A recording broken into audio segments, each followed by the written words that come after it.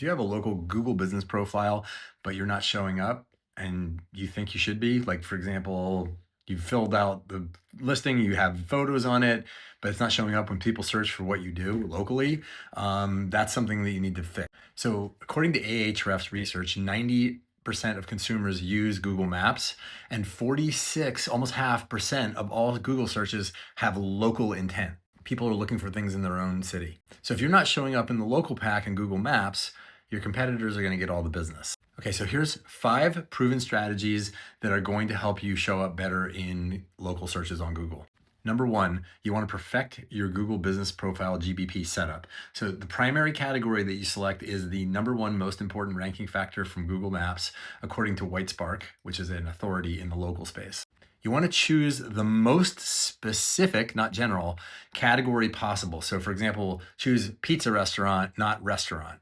Sometimes people get greedy and they think it's better to like grab the whole category. That is actually where you fail.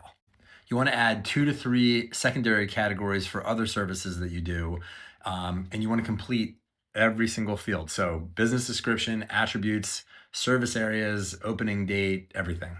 Incomplete profiles speak to Google that your business isn't very well or actively managed, and that's not what you want. Okay, then you're going to want to upload 20 to 30 minimum high quality photos. Exterior of the business, interior of the business, products, team, everything. Photos that match your target keywords that you're targeting perform better. So I'll go back to the pizza example. If you're a pizzeria targeting wood-fired pizza, show your what? Wood-fired pizza oven. So building trust through reviews. Reviews are absolutely important, critical in fact. So consistency matters over the long haul. So don't be one of these businesses that just like tries to get a few reviews up front and then you forget about it and think, okay, I'm all set. Because review counts and ratings are a primary thing that Google uses to rank you. So consistency, try to get 2 to 3 reviews per week at least, and that beats 20 reviews in like one burst. Recency, fresh reviews signal ongoing customer satisfaction. So that's why that consistency matters. Quality, you want to make sure that where you have control over it and an influence, that detailed text reviews are going to be better than star-only ratings where somebody just puts a star. It doesn't count as much. And also you want to be 4.5 stars or better. But it's really relative to your customers, because guess what? If you have 4.5 stars, I just saw somebody like this the other day. Every single one of their customers had 5 stars. I could not believe it.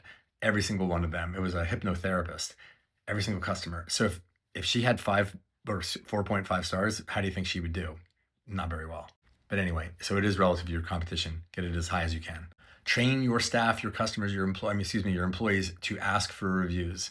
Use QR codes that link to the listing on your receipts, and if you have tables or signage, what have you, respond to every review that comes in within 24 to 48 hours maximum. Again, this tells Google you're an actively managed business and they like people who use their platform consistently.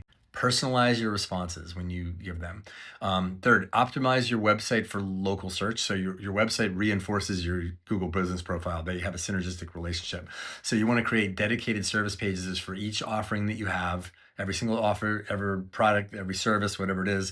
And every page should have a target, a keyword. It's a specific keyword for that page, including the location. So you should have location pages. You can have pages dedicated to the cities that you service as well. If you have multiple cities, it all helps.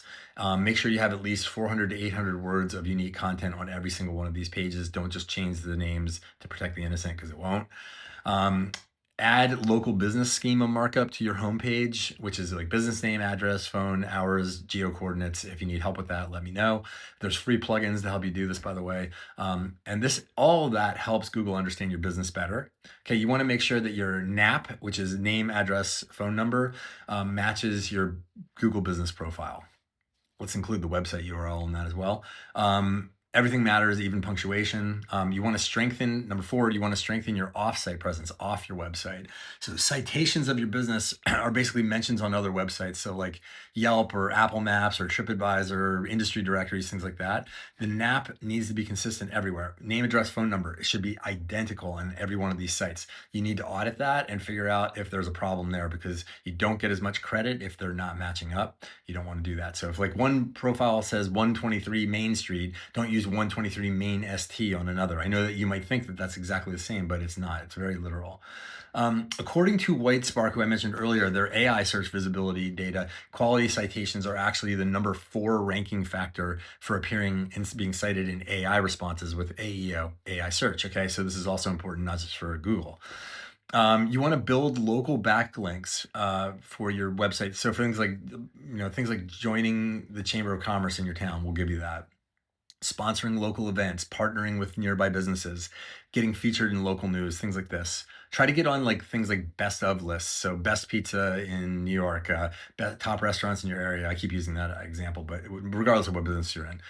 Because again, according to Ahrefs data, branded web mentions correlate highly with AI visibility, going back to that.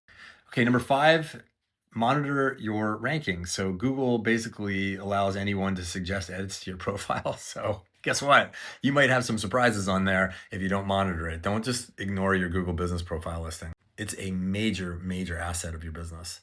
Competitors can and will sometimes go in and do things like changing your hours or adding wrong information or uploading inappropriate photos. I have seen it before.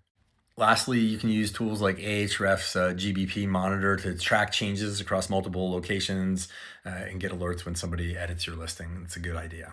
If you need more help or you want to see more about your own visibility, whether it's on Google or the AI LLMs, feel free to set up a free strategy session with me using the link in my bio.